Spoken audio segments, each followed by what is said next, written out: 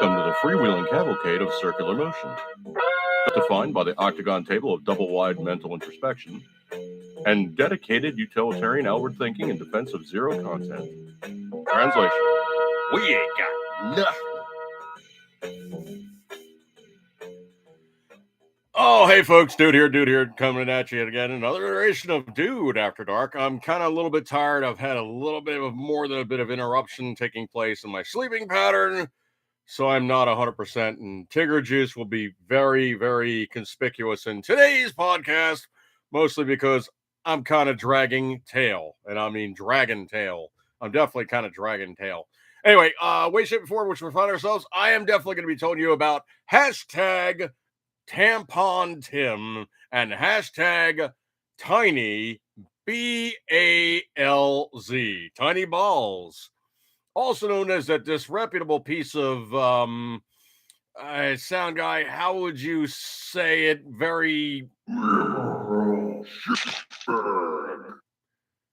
yeah, okay. It could be said that he's just a stinking pile of just Tim Balls. Just a pile of, well, yeah, kind of sound guy, kind of. I wasn't going there. I was thinking more he's just a really just disgusting. Yeah, just. Yeah, I got it, sound guy. I got it. Tim Balls.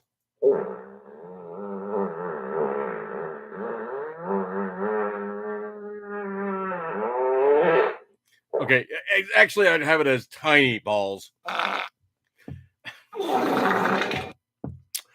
Anyway, so Tim Walz, WALZ, also known as the Minnesota governor, with completely and totally, absolutely disreputable reception from pretty much anybody could take a hard look at the guy. And I was listening to Mark Levin earlier. He's got ties to a really dicey imam guy with attachments to CARE, attachments to Hamas. He's not a good guy. I mean, case in point, pretty much he's got a reputation that precedes him as being a massive pile of a little bit more sound guy. Yeah.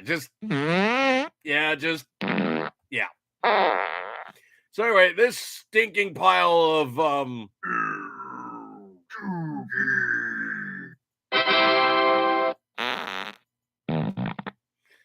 are you done?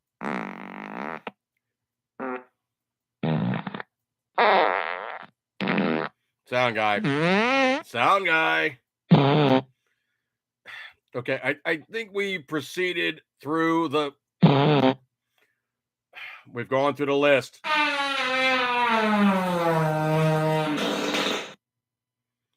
Okay, he's now into the long fart file.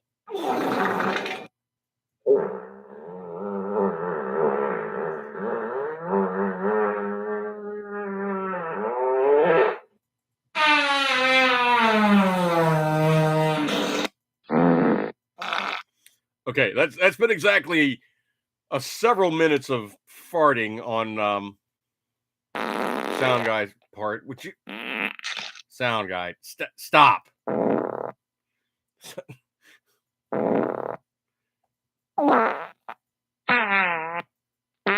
I think they got it.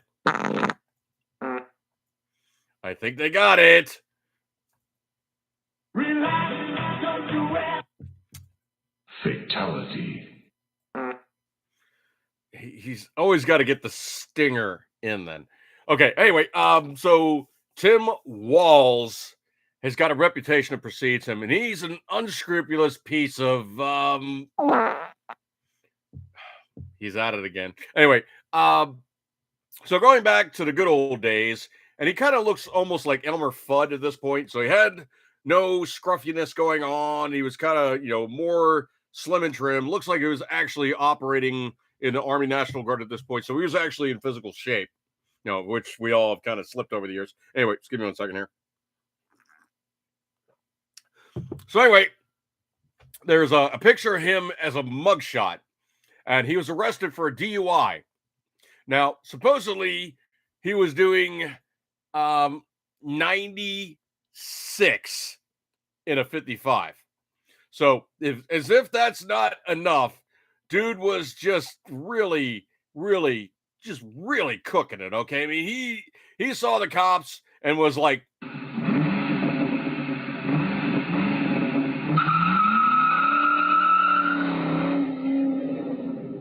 yeah, he was you know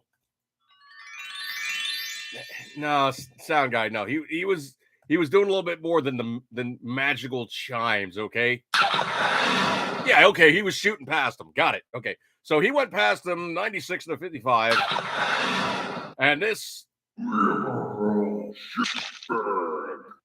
Okay, well, anyway, so he went flying past the cops, 96 to 55.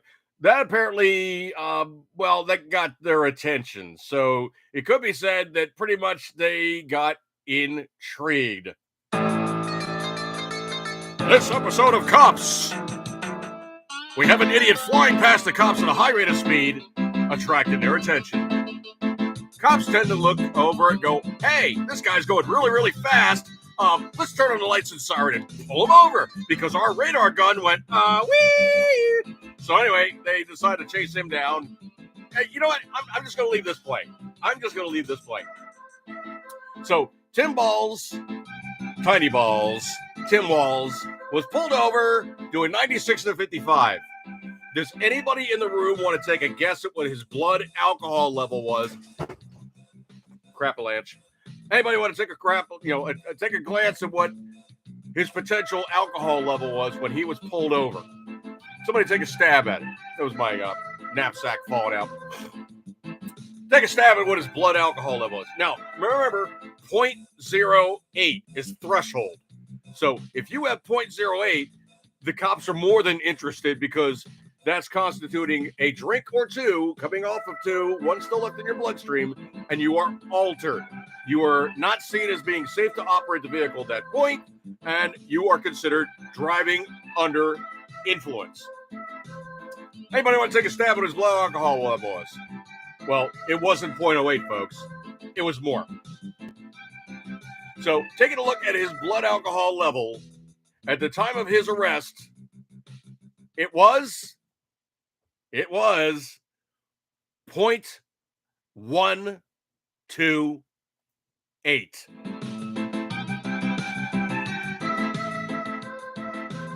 So 0.128 is 5, possibly 6 drinks coming down.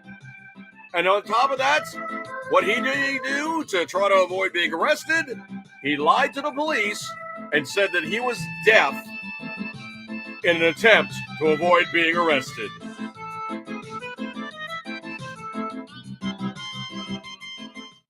I'm going to call that a clue for when the cops go, hey, buddy, you really, really reek of alcohol. Well, 0.19, you're a little bit off the par there, but that would be like 8 or 9 drinks, Patriot Fever. So he tested out at 0.128. That is 5, possibly 6 drinks coming down. And I can tell you, after 5 or 6 drinks, I really don't feel like driving, okay? Because I know I'm altered. As a matter of fact, I know I'm probably really, really altered, and nobody should be behind a wheel after 5 or 6 drinks, okay? I don't care how experienced an alcoholic you are, you're still altered. Your comparative abilities have declined. You ain't there, buddy, so you should not be driving. So he copped himself a DUI. Oh, jeez. What was that? Saturday Night Packing, Rick Rag.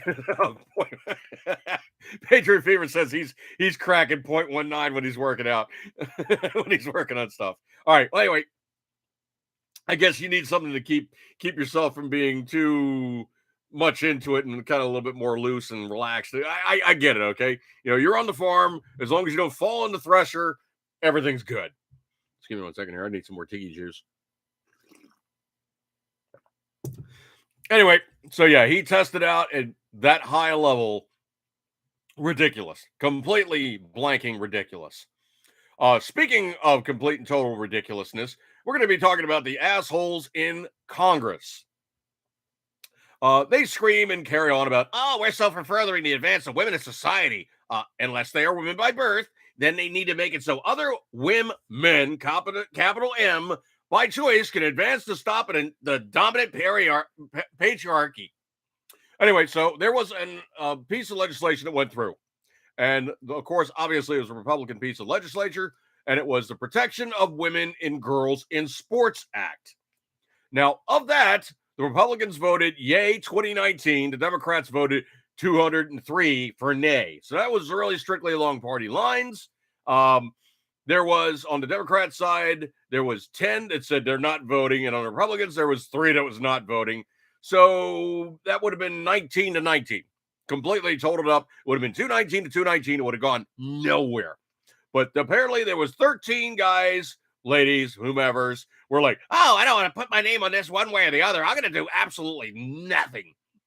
So anyway, it could be said most accurately that anybody that is having a dingus could be competing with women. They have, of course, the testosterone overload, which helps them with body mass and all the rest of that stuff. That is probably one of those things that really, truly never needs to have happen. And I did think it was hilarious. There was a guy trying to compete with women swimmers, and they said, you know what? We're not competing. And they literally just walked out of the place. And they said, if you want to swim with men, go swim with men. Okay. Don't swim with women because we're not going to do it. We're out of here. And they literally walked away from the guy. They walked out of the competition, and the officials were like, but. And they're like, yeah, no, not doing it. You want to bring a girl in here to compete with us? That's a level playing field. You want to bring a guy in here to compete with us? Not so much. Not so much. Scrolly. Got a bunch of memes I'm having to cut through. I am very, very not even starting into any component therein about the Olympics. I want to have absolutely nothing to do with it. Everything I heard about it pretty much just disgusted me, with the exception of that one outstanding Turkish guy who went in there and proceeded to shoot spectacularly from just like nowhere. This guy just literally came out of nowhere, shot and won a silver. And it was really impressive to see this guy popping off rounds, no ear pro, minimal glasses, and just, cracking them off. And the thing I think was hilarious was afterwards, you'd see people standing on the podium, lectern, I guess we'd be podium. But anyway, standing on the podium and, or the dais. Actually, no, it'd be the dais, the 3-step dais. They'd be standing on the dais and receiving their awards, and they all were like posing out like they were shooting. So apparently, this guy, besides becoming a meme, really kind of, like basically said, like this is what Olympics is supposed to be. Somebody coming in here and just doing spectacular stuff. That is the name of the game. Anyway, wait, before we're going to do the Turkish Arnold. Patriot Fever says the Turkish Arnold. Yeah, I don't know. Arnold really is not really known to be like, like a shooter. I think it'd be more like, the Turkish, Mikulik, one of those just amazing pistolero guys, basically goes in, Bob Munden, Fast and Fancy Shooting type of stuff by Ed McGivern, one of those guys, the guys that basically take a revolver or an automatic and they just do like rifle level accuracy with like, short sighting radius and just, unbelievable technique. And they really do some amazing stuff with simply just a pistol. That's cool. Scrolly. If you guys heard about this one or not, I am not advertising with these guys whatsoever, but I'll be sure to tell you about them. I was driving along on, I believe it was Interstate 83, and it's really not an interstate. It's kind of more like a major roadway, very much down the very center of Baltimore City. And it starts and ends technically at the Baltimore Beltway. So 695, 83 takes you down literally to the center of town and just stops. So anyway, I was driving up 83, hadn't quite gotten to 695. And there's these road signs, the billboards that basically flip over like 3 or 4 things they'll show, and they run like, 5-10 second flips. And I saw this thing pop up, and I had to look it up because I'd never heard of it from Adam. So what popped up was boom, this kind of like goofy looking, almost want to be like a Facebook kind of a, like look at me type of social media type of thing. And literally that's what it is. I'm not going to get in any advertising whatsoever, simply just to tell you about the guys, but it is Crowd Pack. So you're talking about like a crowd PAC, like, political action committee, and they advertise themselves as this is the Democrats' answer to Trump's Truth Social. Well, this is F chucking pathetic. And this is how they know they'll be losing badly. So looking it up, and I actually looked it up via Wiki. CrowdPack was criticized for promoting endorsements by Ron Conway, one of the investors and candidate for office in 2015 elections in San Francisco. Although launched with an aim to be a nonpartisan platform, bravo! Hang on a second. I got to pull out some new ones. We are talking about stinking, hairy, nasty piles of huge, stinking, nasty piles of just absolutely massive, stinking piles of bull meow, stinking, hairy, nasty piles of bull meow. Anyway, so this amount of stinking, disgusting, libtarded. Oh, I'm only going to use it once. Anyway, so the stinking, nasty, hairy, stinking piles of bull meow or bull splat. Although launched with the aim to be a nonpartisan platform in 2018, the company acting CEO Jesse Thomas decided to block Republican candidates from raising on the platform, stating, Thor's hammer, this decision has been a hard one for our company, but the Trumpism has spread throughout the Republican Party. We've started to see an increase in campaigns for Republican candidates that we cannot allow on our platform. You know what? I think I'm going to have to use it again. That is just libtarded, complete and absolute leftist socialism.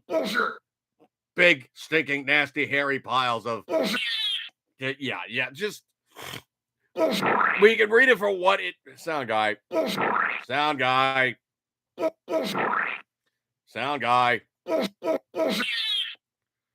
Oh, was it like a Max Headroom thing for you now?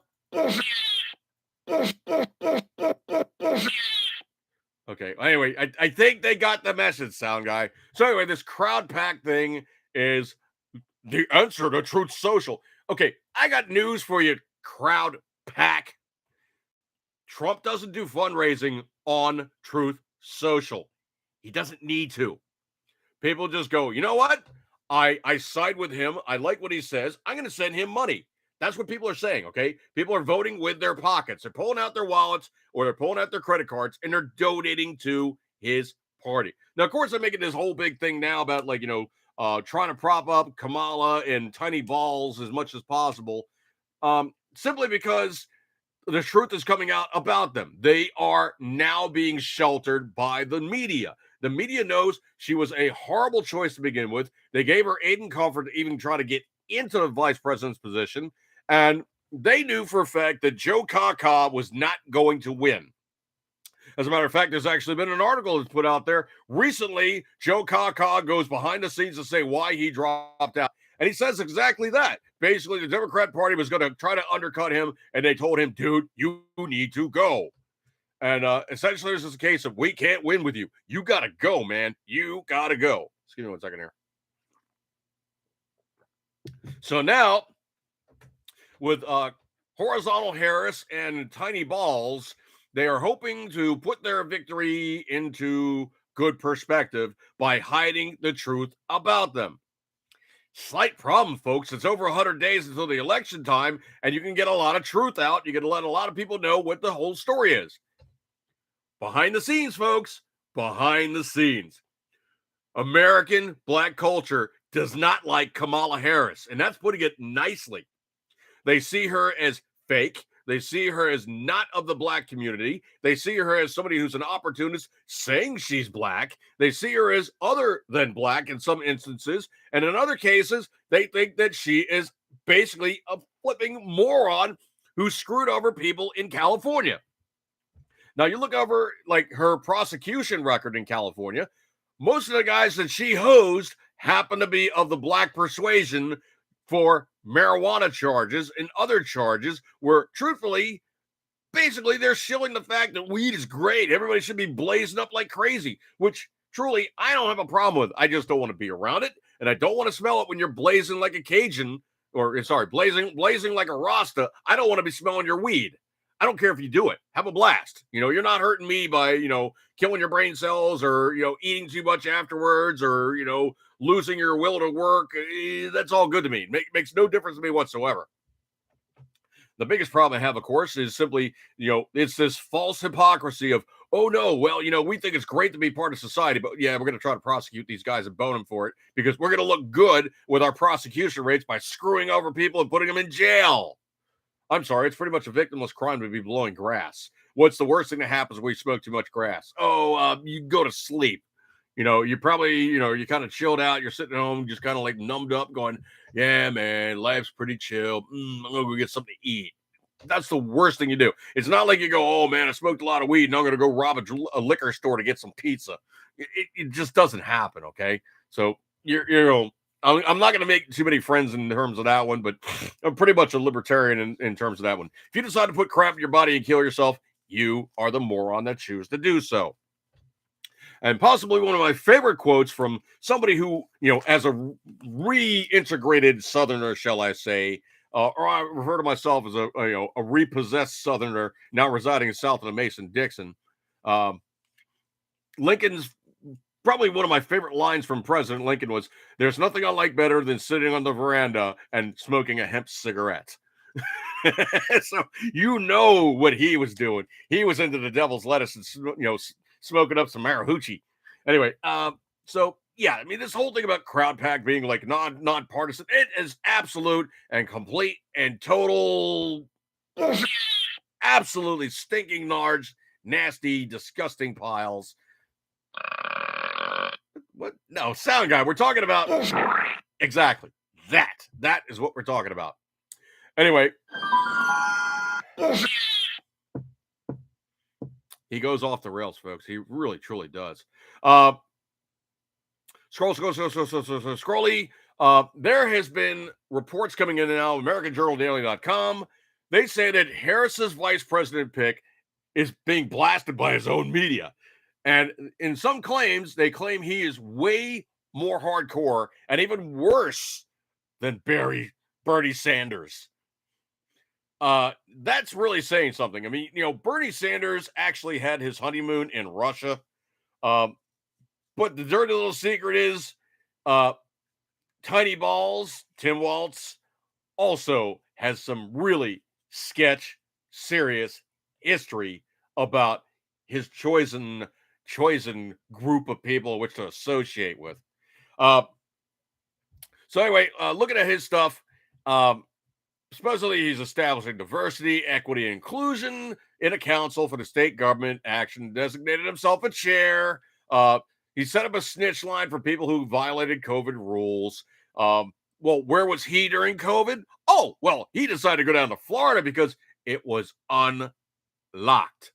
Kind of like Nancy Pelosi getting her hair done during COVID. I'm going to call this person and give them special preferential treatment and they can do my hair. Yeah. Kind of disgusting the way these guys do this. Hypocritical. Oh, well, it's for your safety. But then they say, we know it's a lie. We don't have to worry about it. We'll go out and do other things.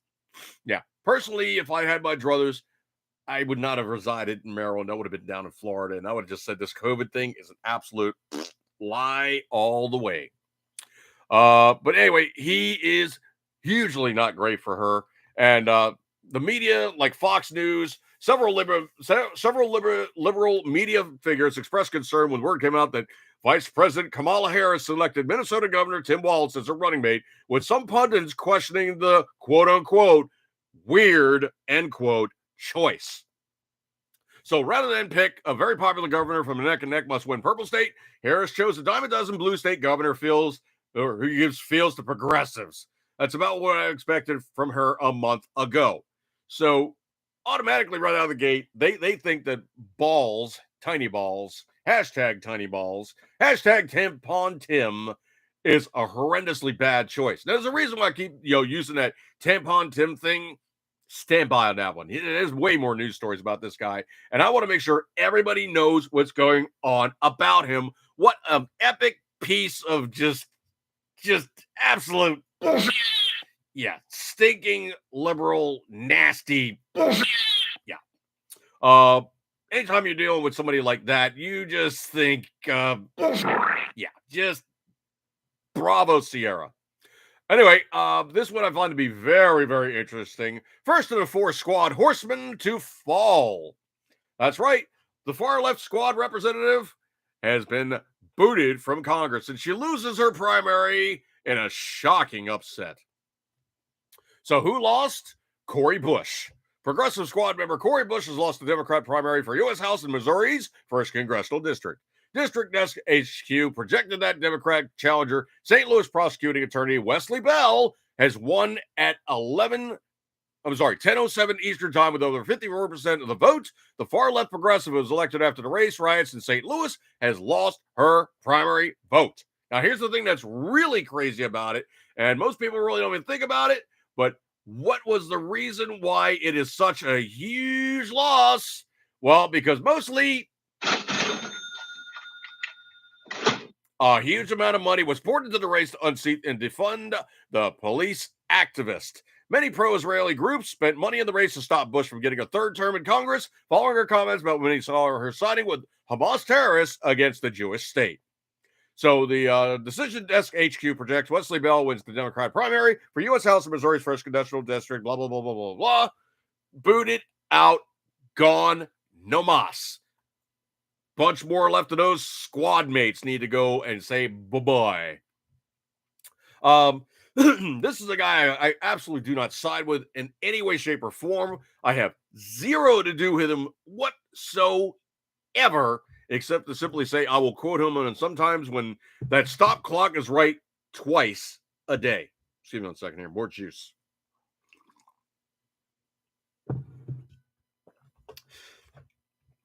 Let's see. Scrolly.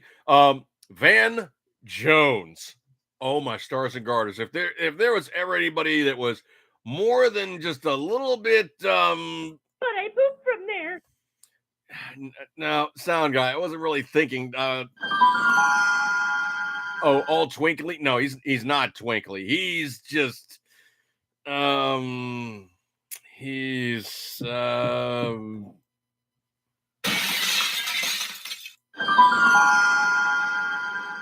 Oh, you got through the glass, and that's when you had to twinkle. Okay, cool, whatever.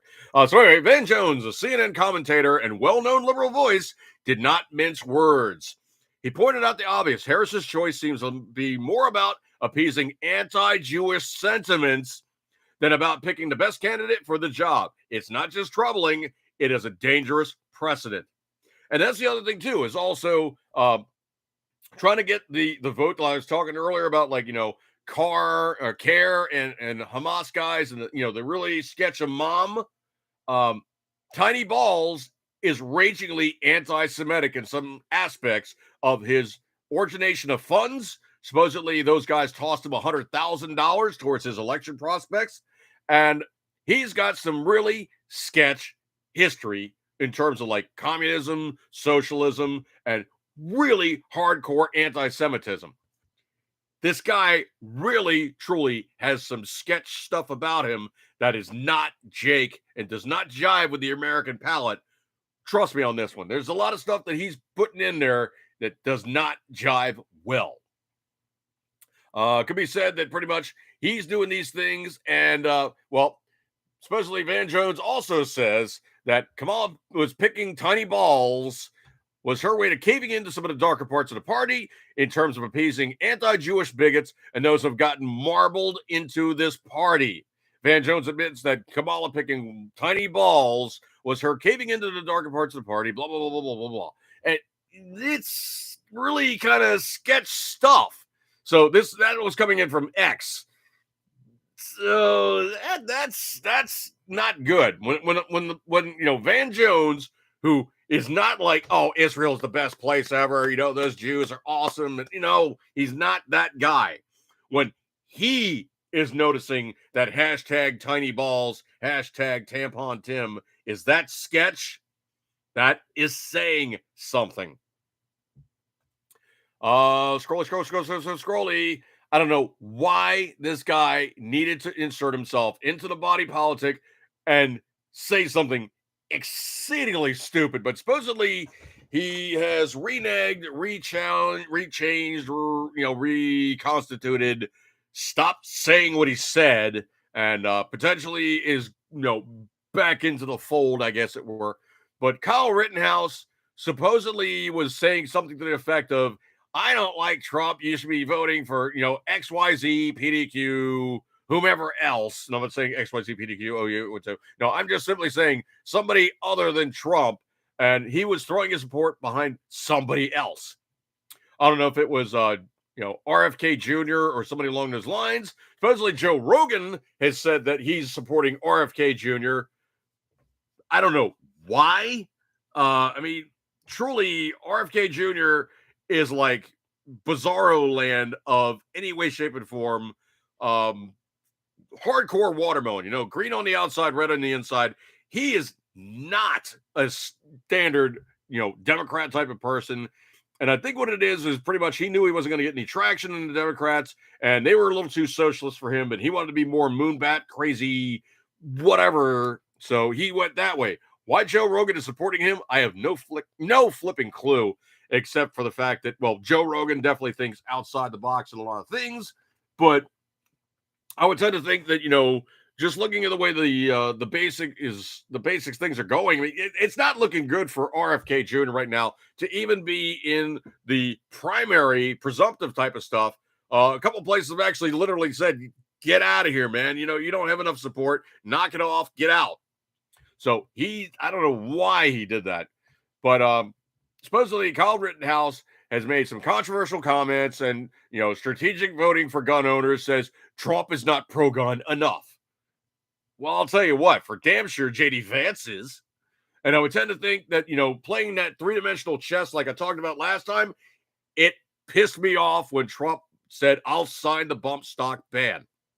However, playing three-dimensional chess, which Trump tends to do, and most people really don't see him as being that intelligent to think things through long-term, he knew that the gun owners of America, the JPFO, or the Jews for the Preservation of Firearms Ownership, other, national organization of gun rights, NAGR, and a bunch of other guys, with the exception of NRA, who shall remain unnamed from here on in because they're worthless. I don't care if, Wayne LaPierre is out of the picture.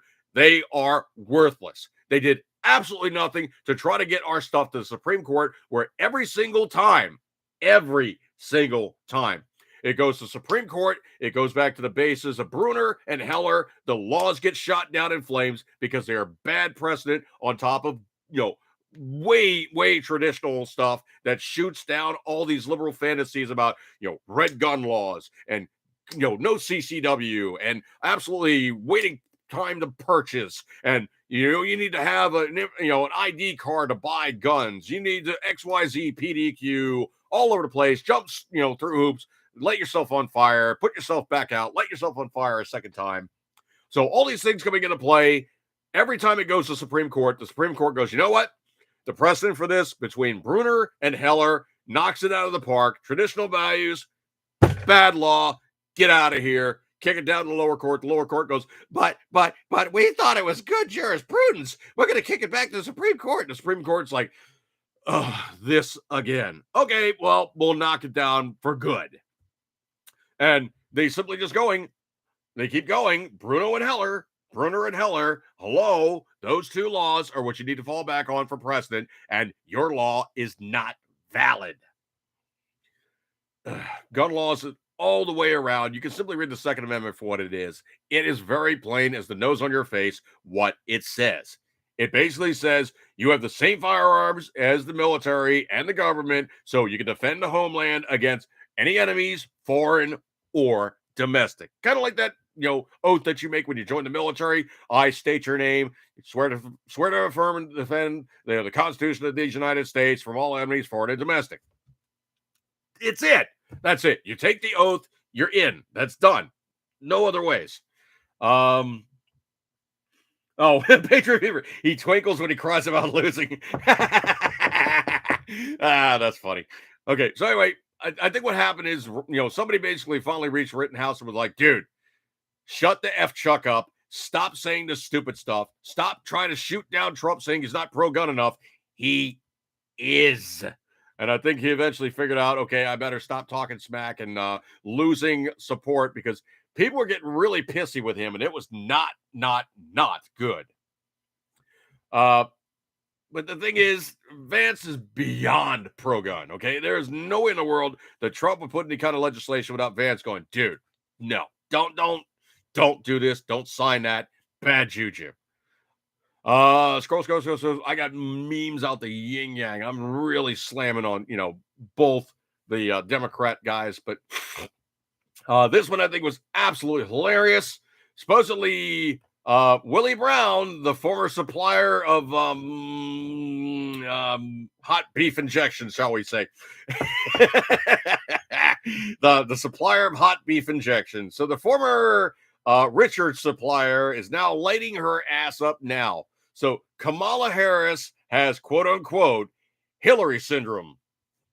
So Harris, a Noses supporter, the former boyfriend of hers, is now speaking out to warn those on the left she might not be as popular as they'd like to think she is. So Willie Brown, the former San Francisco mayor, who is also the ex-boyfriend and ex-mentor of Harris, believes that she would be, or she could be, so unlikable that he's comparing her to two-time failed presidential candidate Hillary Rotten Crotch Clinton. So, from Political, Brown worried out loud that Harris has, quote, the Hillary syndrome, quote, that people don't like her and fretted that it is not fixable. Now, this guy was a San Francisco mayor. I think he knows a little bit more about California than some people are going to give credit for. But, yeah. Another piece of news about hashtag tiny balls, hashtag tampon Tim. He said this distinctly: gathering in large numbers into church, we simply don't want that happening. During COVID, he literally made it hard for people to gather and use their ability to worship their chosen deity. Just give me 1 second here. I'm sure he didn't screw with the Muslims. Just give me 1 second. But the thing about it is this piece of hit took a solemn oath to defend the United States Constitution, not parts of it. Scrolly. This one I think is absolutely hilarious. So this one is another hashtag. So hashtag cowardgate. Had Waltz been some slug E8 holding down some clerical job at division headquarters, counting his days to retirement, and then opted to take a lawful retirement rather than go to Iraq, no one would care. But that is not what happened. Instead, a battalion, mind you, 500 guys. Instead, he had the faith, trust, and lives of 500 soldiers in his hands as the command sergeant major of an artillery battalion, and he had committed to an extended service as a sergeant major's academy student. And then he abandoned the sacred trust he had with his soldiers and his contractual commitment by cutting and running when he learned of an upcoming Iraq deployment. The two situations are not the same thing. And that was posted in by somebody who obviously is an Army guy, but man, what an epic pile of monkey puke Blue Falcon dookie. If you guys know what Blue Falcon is, essentially it's the same thing as Buddy F. Chucker. So what that is that's the guy that screws over his fellow soldiers or places them in a situation where he's walking away and everything else is just going to hell all around him, and they're going, oh, snap, how do we fix this? That is a Blue Falcon. Scrolly, more memes I can't get into. More memes. I'm seeing this is very interesting, though. Supposedly, Joe Kaka was vagating between like 2 points or so, point and a half below Trump, and Kamala jumped in and she was at the same range. Now, not even but a couple weeks later, she's had no news interviews. She's had no notable showings other than her doing the same speech place after place after place, switching paragraphs around, but doing the same speech. There's a video out right now that shows her doing two places and doing the same exact speech with a little bit of embellishments and maybe switching around some paragraphs, but it is the same exact speech from place to place, cut and dry, same thing. Trump doesn't write speeches. He basically is extemporaneously, pulling the information out, engaging the crowd. And that's the other thing too, is also he's engaging the crowd. And I don't know if he has teleprompters, but you can damn sure bet that Kamala is rocking a set of teleprompters everywhere. And I was listening to an interview with one of the guys that actually was in Nixon's White House and was a speechwriter for Nixon, worked with Nixon and Reagan. And he said, I hate teleprompters for the very simple reason is you're sitting there reading and then you're reading and then you're reading and then you're reading and then you're reading and your engagement with the audience is zero because you're not actually like looking out and working the crowd and whatnot, which is something that you could see Reagan doing even when he was using teleprompters is he would still actually, engage the crowd. He'd be kind of like, yeah, check out this one. It's like a little joke here. Yeah. He would actually be engaging the crowd. He wouldn't just be, reading completely off the teleprompters. He'd be using that as like notes to keep him, in place in certain parts of his speech where he might actually go off script and do his own thing. Truthfully, Reagan used to actually write his own scripts. And sometimes they would throw him like basically like a basic sheet of like a script, basic premise of the script. And then he would go, okay, well, let me go ahead and flesh this out and da. And he would make his own scripts. He was literally referred to as a great communicator as a reason, that's why Reagan was Reagan. I mean, he basically spoke to the everyman. One thing I did hear not extemporaneously, one thing I heard in that interview I thought was kind of cool is there's a reason why Reagan was so hardcore about kicking taxes to the curb was he was the MC of like some baking competition or something. And maybe like, Betty Crocker or something like that. And the woman won a $10,000 prize, which was back in the day. That was some serious, excuse the phrase, some serious cake. So she won $10,000. As she was walking off the stage going, I got my check. There's the tax guy going, hi, I'm from the IRS. We need to talk. And Reagan was pissed. He's like, this lady worked her ass off, came up with something, invented something, made a marketable product, and then got punished for being rewarded for coming up with something good that everybody was like, oh, this is cool. Thank you so much for making this. This is epic. So that's what pissed him off and gave him the hardcore, I'm going to try to kill taxes as many times as I can, because he saw it as rewarding the government for your hard work and punishing you for achieving. Kind of libertarian in that aspect too. I think that was actually kind of cool. But that was one of the things that really pissed off Reagan was watching this chick get hosed after winning 10K. So anyway, now looking at the poll average has Harris 0.5% up. There's a 5-way average showing Harris 0.5% up, but the top battlegrounds are still showing Trump up by 1.2%. Now, the other thing too is also, I love how they do this. They keep saying, well, she's up, this amount of percent, this 0.5%, this 0.5%, this 0.25%, this, this RCH, the red coochie hair, this much higher than, Donald Trump. She's really, wiping the floor with him. But the margin of error is 2%. So technically the margin of error is like, quote, not even air quotes, but quote unquote, that is her lead. 2% margin of error. She's up 1.5%. Margin of error.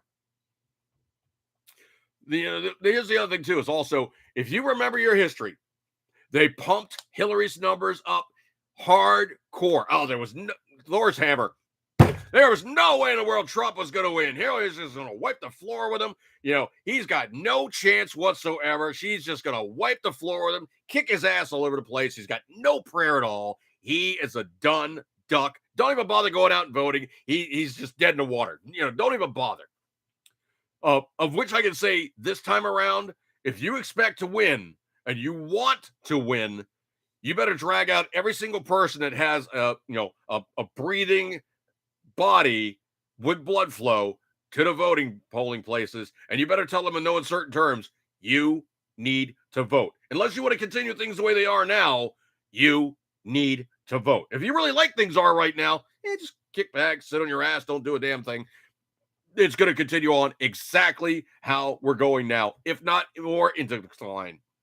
And if you like this kind of stuff, you'll get more of it. Just don't vote. Have that opinion of, well, my vote doesn't matter.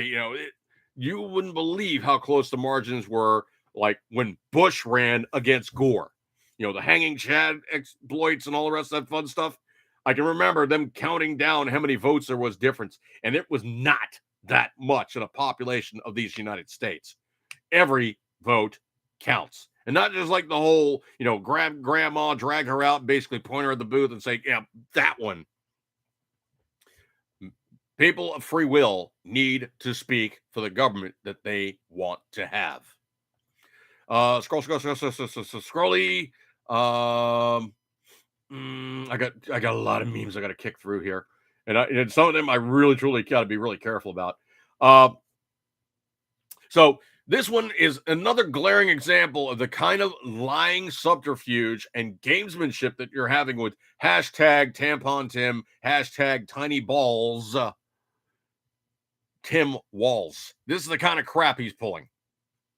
So, Tim Walz at the 2021 Minnesota 9/11 anniversary speech. Quote, I had the privilege of serving in this state's National Guard. I stood one night.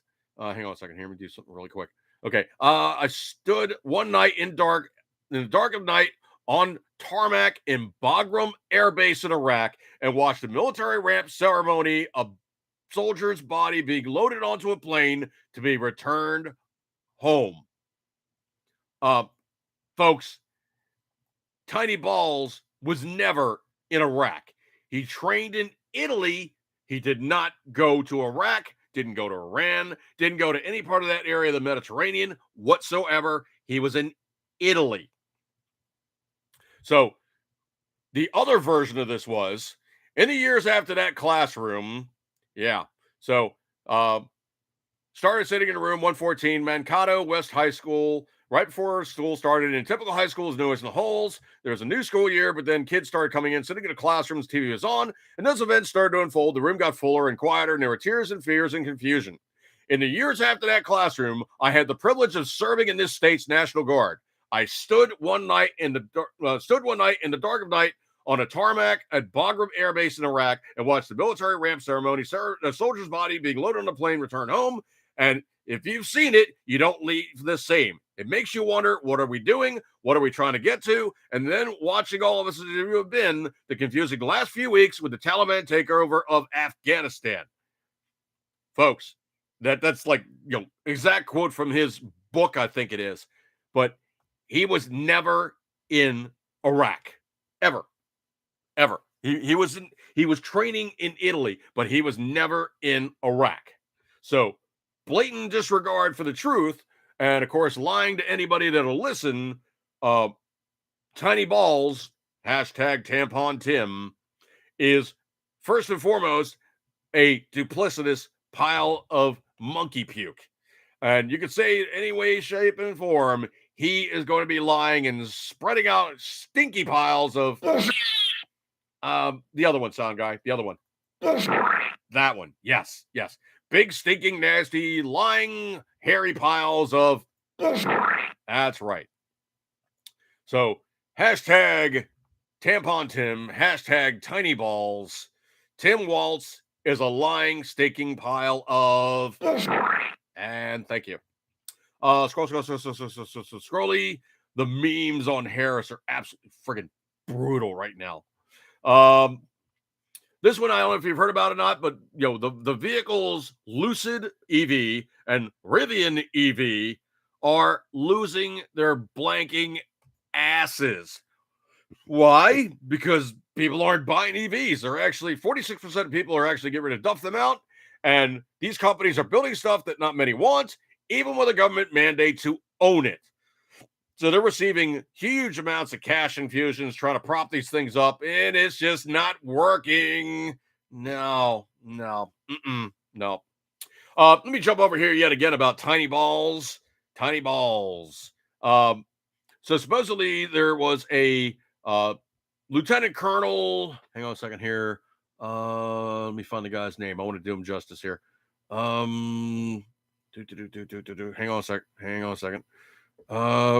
A retired colonel, Lieutenant Colonel Kolb, who was the 1st Battalion, 125th Field Artillery from 2002, 2005, 2007. The Minnesota National Guard shows on the website Walsh served in the same battalion in 2005 when he retired ahead of his battalion deploying to Iraq that same year. So Kolb now works as an attorney in Minnesota. But Fox News Digital contacted Cole for confirmation on a Facebook post and additional comment on Walsh's military service, but received a reply prior to publication. So what he said, the late colonel said, I do not regret that Tim Walsh retired early from the Minnesota National Guard. It did not complete the Sergeant's Major Academy. He broke his enlistment contract and did not successfully complete any assignment as a sergeant major. Unwittingly, he got out of the way for better. Unwittingly, he got out of the way for better leadership. John Kolb wrote in Facebook. The Daily Mail reported. So that is Lieutenant Colonel John Kolb, Kolb. Let's see. Scroll. By all accounts and on record, he was a competent chief of firing battery, gunnery sergeant, and first sergeant. I cannot say the same of his service sitting frocked in the CSM or command sergeant major chair. He did not earn the rank or successfully complete any assignment as an E9. So he left the service as an E8, not an E9. He did not earn the rank or successfully complete any assignment as an E9, Kolb wrote in a reported social media post. It is an affront to the non-commissioned officer corps that he continues to glom onto the title. I can see the cockpit of an airplane. It does not make me a pilot. Similarly, when the demands of the service and leadership at the highest level got real, he chose another path. Quote, it is an affront to the non-commissioned officer corps that he continues to glom onto the title, and blah, blah, blah, blah, blah, blah. So Kolb tagged retired Command Sergeant Major Thomas Behrens in the post. So Thomas Behrens was the right leader at the right time. He sacrificed to answer the call, leaving his family business and farming partner brother to train, lead, and care for his soldiers. He earned the privilege of being called Command Sergeant Major, or an E9, not an E8. Like a great leader, he ran towards and not away from the guns. Barron's been sounding alarm about Walsh's military career since last week when Harris first announced that the Minnesota governor was her 2024 running mate. Quote, he's used a rank he never achieved in order to advance his political career. He still says he's a retired command sergeant major to this day, and he's not. He uses the rank of others to make it look like he's a better person than he is. Reports of Kolb's Facebook posts have since spread across social media, including Donald Trump Jr., former President Donald Trump's son, writing, Tim Walsh's battalion commander absolutely destroys him over stolen valor. How long is the left-wing media going to keep ignoring all of this? Hashtag tiny balls. Hashtag tampon Tim. Well, the thing about it is he's an honor thief. He's basically saying that he had rank he never truly achieved. So he's given himself basically, it's kind of like you have that whole enlisted thing where you have the sergeants. Well, when you go up in sergeant levels, you get more responsibility. Same thing as when, you become, colonel and general and, captain versus major versus lieutenant, all these things. You take a step up, you get more responsibility. You get more guys under you. A lieutenant colonel would have more than just a battalion, but for him to pick out this one guy and say that he's the turd in the punch bowl, oh, my stars and garters, he is not well liked by the cadre that was running things in the Minnesota National Guard. Oh, wow. Scrolly. Supposedly, it's now come out to be that Trump's going to sue the DOJ for $100 million for raiding Mar-a-Lago, even though he basically cleared with them to have the paperwork. Yes. Tim Walsh's China connection raises red flags as he went there for his freaking honeymoon. Folks, this is really, really bad. So hashtag tampon Tim, hashtag tiny balls is looking worse and worse. His wedding day is the same as Tiananmen Square massacres. And he has ties to the Communist Chinese Party. From Fox News, Minnesota Governor Tim Walz is facing scrutiny from Republicans over what they say is pro-China remarks, including an interview in which the Democrat vice president nominee said he does not agree with the idea there needs to be an adversarial relationship with the communist government. Walz worked briefly in China as a teacher, traveling to Guangdong in 1989 for a teach abroad program to teach English and American history. Yeah, like they really cared. He later became a member of Congress and the governor of Minnesota. Wall Street Journal citing local media sources reporting that one trip to China doubled as his honeymoon in 1994, and he planned his wedding day to coincide with the 5th anniversary of the Tiananmen Square crackdown. Yeah, he is that kind of guy. Scrolly. I don't think I've heard about this one or not, but supposedly Delta is now going to be referred to as DEI Elta.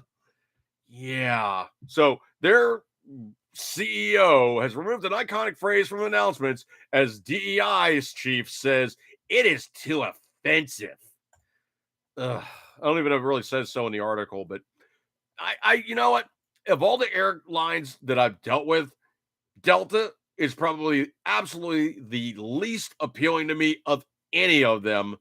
And I probably would fly somebody other than Delta in any way, shape, or form. I would probably fly Spirit before I flew Delta. And most of the time, I get on Southwest. It's just easy. My airport is a major hub of Southwest at it. I just get there, I get on the plane, I fly, no major issues. It's done. Never really had an issue. Those guys have done, awesome stuff. Scrolly. Changing the legacy language that exists in some of the employee manuals. Getting to the root of the way some things are described and saying, does it actually send a message of inclusivity?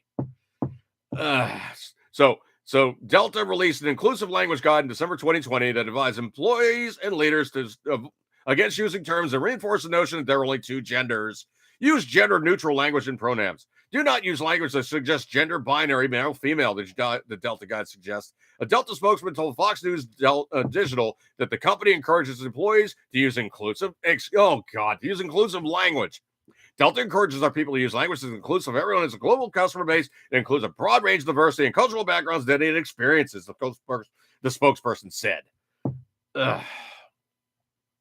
So, you know what? Anybody that overtly says that they're DEI forward, you ain't getting my business, okay? You're just not. I'm not going to fly on you. I would choose your competition over you every flipping time. Why? Because I think it's insulting when you try to say, oh, I want to just use this language that doesn't insult somebody. Because guess what? You're going to insult me. This one, I'm going to jump subjects real quick here. The economy's just fine. National banks continue to shut down branches at an alarming rate. This one coming in from truthpress.com, with more than 30 locations being shuttered in just 2 weeks in July, the Daily Mail reports. So banks closing branches include Chase, Bank of America, PNC, Axiom, Capital, Citizens, Dollar Bank, Lamont, Wells Fargo, and Zion's Bank Corporation. Zion's Bank Corporation. Bank of America shuttered 11 branches, with Chase and PNC both closing 7 branches each. Florida lost the most branches, with Ohio, Virginia, and Texas following with 3 branches each in each of those states. Bank of America closing 100 branches in 2024 alone. Over the past year, however, California saw the most closures at 72, while New York was second with 51, and Pennsylvania had 40 branches closed. Now, I'm going to jump subjects real quick here for a second here. I used to deal with Bank of America. I will never deal with Bank of America ever again. Ever. They sucked. And if you look them up on the Better Business Bureau website, they have a horrendous amount of class action suits against them that pretty much they lost. They're dirtbags. So supposedly Kamal has actually talked about tiny balls, hashtag tampon Tim, was forced to make an embarrassing edit to the biography after removed the higher rank from his profile. That's all I'm going to say about that one. So he's not a command sergeant major. Yeah. Supposedly there was 40 minutes of interruption between the the Elon Musk and Donald Trump get together. I do think it's kind of disingenuous for Trump to quote really, oh, there were 60 million people there. There's 1.3 or whatever it was, but don't give these ridiculous numbers if that many people don't show up. Okay, just say a lot of people showed up. A lot of people are very enthusiastic. It went as well as could be expected after we had the glitching. Be honest, okay? Never, ever, ever give these guys any chance whatsoever to go, see, Thor's hammer. Trump was lying about 60 million people. He only had X. Don't do that, okay? If you don't know the honest number, just basically say, a lot of people showed up. It was good. We had a good talk. I just think it's pretty freaking phenomenal when you have a couple of billionaires sitting around, chewing the fat, doing good stuff like that there. I just think that's really, really cool. I did think it was kind of funny, though. Supposedly, Musk was like, hey, I'd like to have a position in your cabinet, working on making taxes equitable for the everyman and removing taxes that are, bad and blah, blah, blah. And Trump goes, you know what? I love it. Yeah, I like that a lot. So if Elon Musk actually starts working, in the Trump administration, I would think it is absolutely hilarious for this guy to go, hey, man, I'm available if you need me. Can I come in and help out? I think it's actually kind of cool. You have a couple of guys who are really, truly just unbelievable powerhouses of just serious financial self-gain. I just think it's cool. I mean, if there's anything that you want to try to emulate, it's those two guys, because they basically pulled themselves up from not a lot. And I know there's people, well, Trump got $1 million. Yeah, and he paid his dad back before it was due. So nice try on that one. Elon Musk basically ramped up everything from, starting up PayPal and other things. It's all good stuff. Speaking also about hashtag tampon Tim and hashtag tiny balls, supposedly the maximum FUD himself, David Hogg, has now been found to be raising funds for horizontal Harris and tiny balls. So follow the money. He wants tiny balls and horizontal Harris to run the ship. And he's an anti-gunner of the highest level. What a piece of monkey puke. You just disgusting. If you guys heard about this one real quick, supposedly Trump said he would absolutely sign legislation to eliminate taxes on tipped wages if he made it to his desk. The White House, Biden said he would absolutely sign legislation. So Trump talked about it 3 weeks ago. Kamala stole it, said, well, we're going to do that thing. Next thing you know, Biden's like, absolutely, Thor's hammer. I'll sign legislation to eliminate taxes on tipped wages. Okay, who was the vote that tipped it over and made it happen in the first place with the taxation? Oh, yeah, that would be Kamala Harris. She was the deciding vote that made taxes happen on tipped wages. Believe that, folks. She's the one that brought it into the fold. She did it. This one I think is absolutely epic. I'm not going to go through them, but there's supposedly now Trump's made 20 bold promises on his website in terms of policy. So I could see this as potentially Contract with America version 2.0. How cool is that? Awesome, awesome, awesome. Oh, music. Okay. Yeah, I guess it's time to roll out. All right, so thank you guys for hanging out with me. You got many other things to do, but decided to hang out with me. I truly appreciate your kind attentions. Things dropping off the ground behind me there, but good stuff like that. You get a gold star for attendance. Thank you so much for hanging out with me. I will catch you guys next week unless I put out something sooner. A little rougher on the edge. Actually, I'm doing a little better after drinking all the tiki juice. So maybe the caffeine's actually working. Yee! Good stuff. Anyway, I'm going to break up with this one, folks. Eco Cape Centering is always, you know you love it. Thank you for hanging out with me, and I will catch you guys next week. Good stuff like that there, and I will see you then. See you guys. Curtis!